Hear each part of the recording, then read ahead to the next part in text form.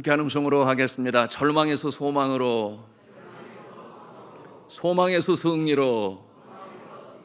아멘입니다. 우리 좌우에 계신 분에게 서로 격려하겠습니다. 오늘도 승리하셨습니다. 그렇게 하겠습니다. 오늘도 승리하셨습니다. 쉽지 않아요. 습관이 되지 않는 이상 쉽지 않지만, 그러나 특별한 기회다, 1년에 3번 있는 특별 새벽 기도회다, 이런 마음을 가지고 나와 주님 앞에 정성으로 기도할 때 하나님께서 응답하실 줄로 믿습니다. 오늘 두 번째 날, 어제 우리는 여호와께로 돌아가자 말씀으로 우리의 심령이 먼저 찢어 하나님께 우리의 잘못을 고백하고 용서를 간구하고, 그 같은 마음에 하나님께서 다시금 싸매시고 또한 낫게 하시고 새 역사로 이루어 가심을 믿어 주님 앞에 기도했는데요, 오늘 두 번째 이 날은, 그렇다면 우리가 이제 깨끗한 심령을 가지고 무엇을 위하여 먼저 기도해야 할 것인가? 나라와 민족을 위하여, 특별히 위정자를 위하여 우리가 주님 앞에 기도하기를 원합니다.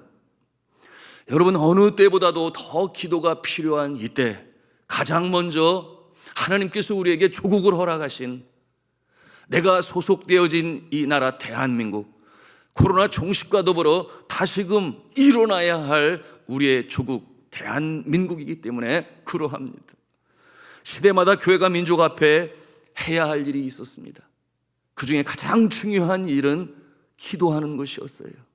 기도할 때에 새 역사의 물꼬가 터지게 되었습니다. 새 역사의 지평이 열렸습니다. 구약 성경의 여러 곳에서 우리가 볼 수 있어요.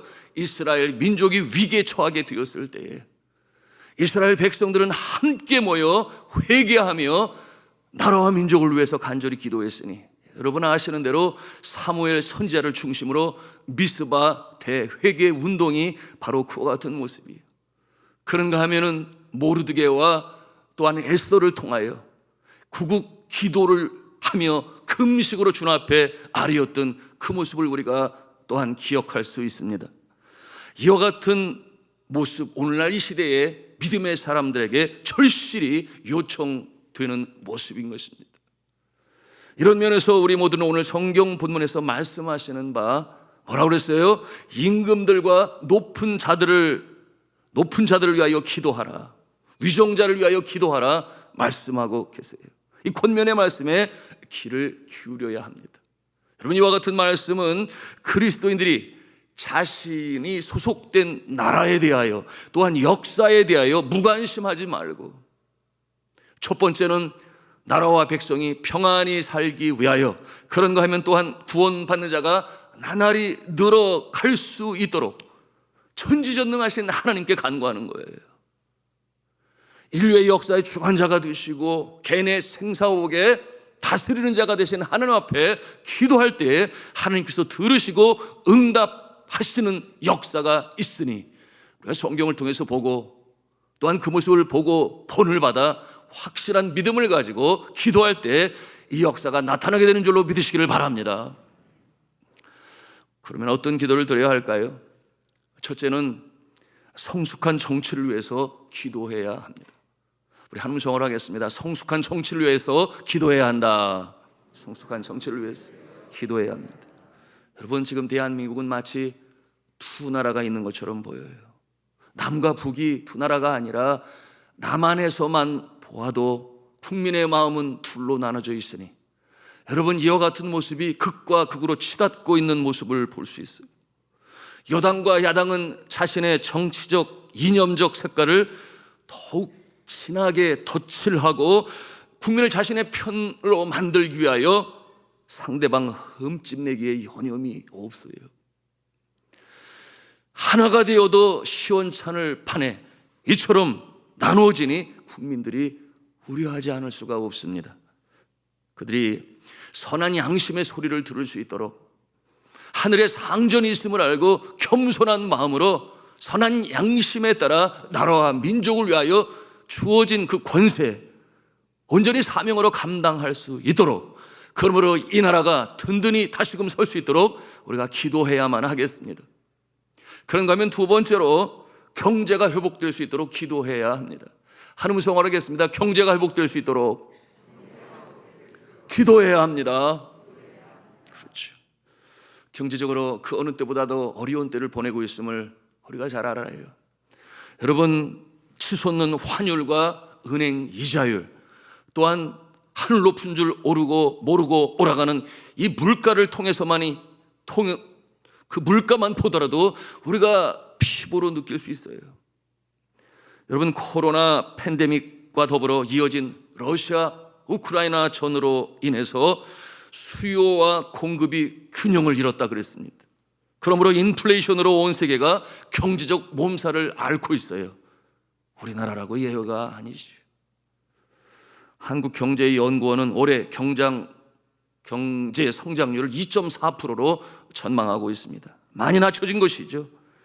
그동안 한국 경제의 이 성장을 견인해왔던 이 실질 수출이 얼마나 줄었는지 모릅니다. 지난해 높았던 실적에 대한 역기저 효과가 중국의 성장 둔화 심화에 따른 영향이 복합적으로 작용을 하면서 2021년 수출 성장률 9.9%보다 5.8%나 낮은 4.1% 성장에 그치게 될 것이다, 그렇게 내다보았습니다. 한국경제연구원 이승석 부연구위원은 우크라이나 사태 장기화 및 주요국 통화정책 기조 변화에 따른 글로벌 경기 둔화 폭 확대로 교역 조건 악화가 장기화될 경우에는 수출 증가세가 더욱 위축될 가능성도 배제할 수가 없다, 그렇게 내다보았습니다. 우리가 이 나라의 중요 경제 전문인들과 또한 그와 같은 연구 조사들을 효과적으로 실행할 수 있는 위정자가 될 수 있도록 우리가 주님 앞에 간절히 기도해야만 합니다. 그런가 하면 세 번째로는 사회적으로 중요한 이슈들을 위해서 우리가 기도해야 합니다. 그 중에 가장 피부로 많이 와닿는 것이 무엇인가 하면 급감하는 결혼율과 출산율이에요. 학자들은 이미 발표를 했지요. 이 세상에서 가장 빨리 없어질 민족이 있다면 대한민국 민족이다. 왜냐하면 출산율이 OECD 38개 국가 중에서 가장 낮아도 한참 낮아요. 그러므로 외국인들이 점점 들어와서 일터에 자리를 잡게 되었고, 여러분, 이와 같은 모습은 피치 못할 상황인 것을 위정자들은 알아요. 전문인들은 알아요. 여러분, 이 상태로 가서는 결코 안 되는 것이죠. 여러분, 이 결혼이 급감하다 보니 출산율은 자연적으로 또한 떨어져서 인구 절벽의 시대를 실감하고 있습니다. 출산율은 이미 선진국의 절반 수준으로 내려앉았어요. 그러니 평생 부부가 몇 명의 자녀를 낳는가? 0.81명이에요. 그러니 부부가 평생 한 명을 낳지 아니해요. 지금 추세로 간다면 재앙에 가까운 파탄의 상황에 직면하지 않을 수가 없어요. 왜 결혼을 안 하고 출산을 안 하는가? 여러분, 이와 같은 내용으로 전문가들은 연구를 하는데요, 여러분, 이와 같은 모습 우리의 피부에 와닿는 것은 뭐 멀리서 볼 것도 없어요.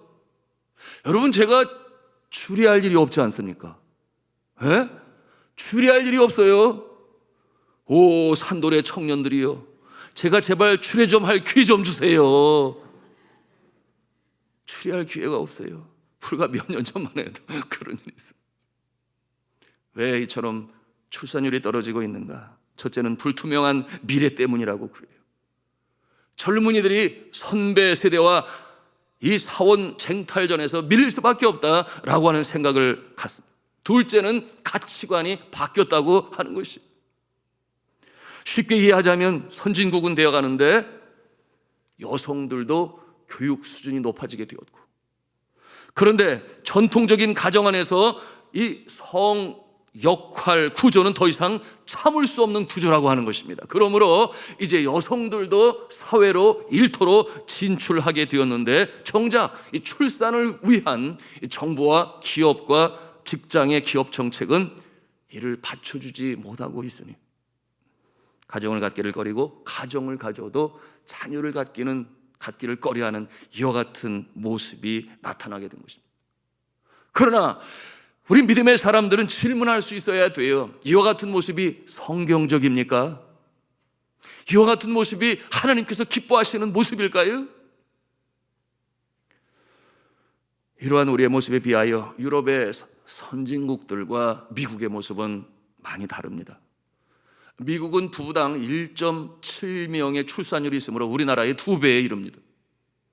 지난 40여 년간 이와 같은 모습이 변동이 없어요. 그러니 나라가 안정될 수 있겠지요. 적어도 이 인구 유지에 있어서는 말입니다. 여러분, 무엇이 다를까요? 여러분, 이 유럽이나 또한 이 미국이나 우리나라와 가장 다른 점이 있다면 그들은 기독교 문화 속에, 문명 속에 지금까지 견뎌온 나라들입니다. 기독교적 가치관이 그들의 삶을 이끌어가고 있음을 우리가 알아야 돼요. 그 중에 미국은 더욱 그렇지요. 유럽과 달리 미국 교회는 여전히 살아있습니다. 지난 5월에 주요 일간지에 실린 내용인데요, 미국은 출산과 육아에 대한 이 지원이 전무하다시피 한 나라다, 이와 같은 내용으로 실었어요. 미 연방정부와 대부분 주정부엔 출산 지원금도 영아수당도 아동수당도 없습니다. 국가 차원 출산휴가, 육아휴직 제도도 없어요. 또한 어린이집도 무상이 아니어서 보육비가 꽤 많이 들고, 사교육 시장은 여러분 아시잖아요. 미국에서 공부해 보신 분, 또한 자녀를 유학 보내보신 분은 잘 알아요. 사교육비가 얼마나 비싼지 몰라요. 그런가 하면은 지하철이나 버스에 임신부 전용 좌석도 없어요. 우리나라에 들어와 보니까 분홍색으로 주차장에 금을 그어놨는데 그런 것도 미국에는 없어요. 그런데 그럼에도 불구하고 이 열악한 상황 가운데서 미국 여성들은 아기를 잘 낳아요. 여성들은 누가 분유값, 기저귀값 준다고 해서 임신하는 것이 아닙니다. 미국 엄마들은 이렇게 생각한다고 했어요. 돈은 또 벌면 된다. 돈은 또 벌면 된다. 그러나 출산의 때를 놓쳐서는 아니 된다. 왜 그런 생각을 했겠습니까? 성경에 있는 말씀 그대로예요. 자녀는 하나님께서 주신 최고의 기업이요, 하나님께서 주신 최고의 선물이 되니 어디에 비교할 수가 없다고 하는 것입니다. 어떠한 사업이나 기업이나 한 나라의 문명, 그것보다도 더 큰 하나님의 기업이 있으니 그것은 곧 사람이라고 하는 것입니다. 왜냐하면 모든 일에 가장 중요한 기초가 필요하니 그것이 곧 사람인 것이에요. 그러므로 자녀를 갖는 것입니다. 그렇게 대부분의 이 미국의 여성들은 출산과 육아에 전념한다, 그렇게 보도 자료를 발표했습니다. 좋은 점은 아이 키워놓고 다시금 눈높이에 맞는 일자리로 찾을 수 있다고 하는 그런 좋은 점이 제도적으로, 정책적으로 마련되어져 있어요. 성도 여러분, 우리나라가 선진국이 되고 반만년 역사 속에 이처럼 잘 살게 된 적도 없었어요. 여러분, 이와 같은 것은 하나님께서 우리에게 복을 주셨기 때문에 이루어졌는 줄로 믿습니다. 하나님께서 하신 것이죠. 그 역사의 출발의 때가 언제인 줄 알잖아요. 여러분, 이 땅에 복음의 씨앗이 뿌려지고, 또한 순교자의 피에 터전 후에 주의 몸된 교회가 세워지고 1.5%밖에 되지 않는 기독교인들이 사회적인 영향력을 발휘하게 되니 3.1운동의 기수가 되고, 여러분, 그때로부터 130여 년이라는 세월 속에 이처럼 그 중간에는 유교 통난이 있었으나 여전히 예배 받으시기를 원하시는 하나님께서 낙동강전선을 지키게 하시고 이 나라로 마음껏 예배할 수 있는 그 모습으로 세우셨으니 비교가 돼요? 저 북녘과 비교가 되느냐? 하나님께서 이와 같은 일로 복을 주셔서 잘 살게 되었는데, 그러므로 우리가 감사해야 되겠죠. 참으로 감사해야 합니다. 그런데 불편한 진실이 있어요. 가치관은 여전히 후진국 수준을 넘어서지 못한다고 하는 불편한 사실입니다. 가치관, 인생관, 세계관이 여전히 성경적이지 못해요. 하나님의 말씀과는 거리가 멀어요. 당연하지 않아요? 학교 교육이 그것을 책임지지 아니합니다. 물질이 많아도 어떻게 사용할 줄을 몰라요. 나 중심의 가치관, 세계관, 인생관. 그러므로 사회는 점점 더 각박해져 가고 있습니다. 이 사회를 어떻게 표현하는가? 무관심, 무감동, 무책임의 시대라. 무관심, 무감동, 무책임의 시대. 사실 그렇지 않나요? 옆집에 누가 사는지, 어떤 일이 벌어지는지, 내가 할 게 뭐야, 이와 같은 마음을 가지고 살아가게 되니 이 사회는 점점 더 각박해져서 냉랭한 세상이 되었음을 아무도 부인할 수가 없습니다. 그 결과로 인해서 행복지수는 떨어지고 불만지수는 높아가고 우울감은 점점 가증하게 되니 여러분, 극단적인 생각을 하고 극단적인 선택의 수위가 OECD 38개 국가 중에서 항상 최고 높은 치수를 놓치지를 않고 있습니다. 여러분, 이와 같은 모습을 통해서 우리가 여전히 태초의 복, 하나님께서 제정하신 그 복을 누리지 못하고 있음이 사실이에요. 왜 그렇겠습니까? 오늘 본문 2장 4절에 말씀하고 있어요. 우리 2장 4절 말씀 같이 읽도록 하겠습니다. 시작. 하나님은 모든 사람이 구원을 받으며 진리를 아는 데 이르기를 원하시느니라. 아멘. 참으로 그렇습니다. 왜 이렇게 기도하라 하나님께서 명령하시는가? 궁극적으로는 많은 사람들이 주님 앞에 돌아와 진리를 아는 데 이르기를 바라셔서 이처럼 기도하게 하시는 것입니다. 우리가 나라와 민족을 위해 기도해야 할 이유예요. 많은 사람들이 여전히 구원을 받지 못하고 진리를 아는 데 이르지를 못하니 먼저 기도할 때 누구를 위하여? 나라와 민족을 위하여 기도하되 위정자들, 임금들과 높은 자리에 권세 있는 자들 위하여 기도하라. 이와 같은 내용으로 오늘 권면하시는 것입니다. 여러분, 이와 같은 모습 우리가 생각할 때 이 교회학교, 주일학교 교육은 얼마나 중요한지 몰라요. 누가 책임져 주겠습니까? 우리의 자녀들, 몸된 교회에서 주일학교 선생님들 우리가 응원해야 돼요. 관심을 가지고 기도해야 합니다. 그러므로 성경적인 가치관, 세계관, 인생관으로 어릴 적부터 커서는요, 예수를 믿어 구원받지만 이 마음밭에 이 깔리워진 자랄 때부터의 그 배경을 덜쳐내기가 너무나 어려워요. 그렇기 때문에 어릴 적부터 그것이 기독교 역사가 오래된 선진국들의 문화요 문명임을 우리는 알아야 돼요.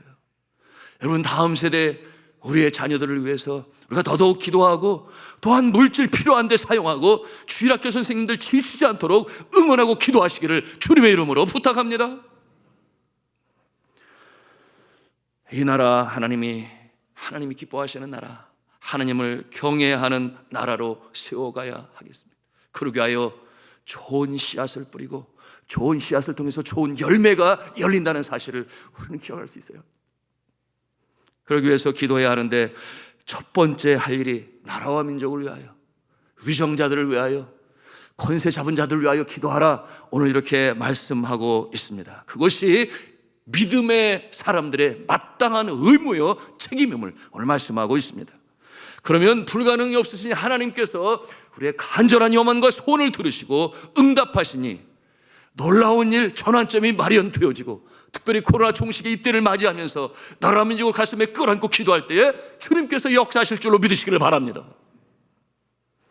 오늘 말씀 디모데전서 2장 1절과 2절 말씀 우리 함께 읽기를 원하는데요, 같이 읽겠습니다. 시작. 그러므로 내가 첫째로 권하노니 모든 사람을 위하여 간구와 기도와 도고와 감사를 하되 임금들과 높은 지위에 있는 모든 사람을 위하여 하라. 이는 우리가 모든 경건과 단정함으로 고요하고 평안한 생활을 하려 함이라. 아멘. 성도들은 모든 사람을 위하여 기도하되 특별히 위정자들, 권세 잡은 자들 위하여 기도하라 했는데 그 이유에 대하여 후반부에 말씀하고 있으니 뭐라고 그랬어요? 우리가 모든 경건과 단정함으로 고요하고 평안한 생활을 하려 함이라, 그렇게 말씀하고 있어요.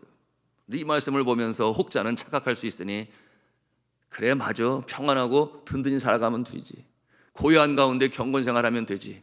그러나 이와 같은 모습이 등 따숩고 배부르기 위하여 그것이 궁극적인 목적이라고 우리가 착각해서는 아니 됩니다. 오늘의 말씀을 통해서도 분명히 우리에게 보여주고 있으니 나라와 민족을 위하여, 위정자들을 위하여, 권세자들을 위하여 기도하는 이유가 무엇인가? 2장 4절에 분명히 말씀하고 있어요. 우리가 앞에서도 함께 나눴습니다만 같이 읽겠습니다. 시작. 하나님은 모든 사람이 구원을 받으며 진리를 아는 데 이르시기를 원하시느니라. 여러분, 이 진리가 무엇이겠습니까? 이어지는 5절에 분명히 말씀하고 있으니 같이 읽겠습니다. 시작.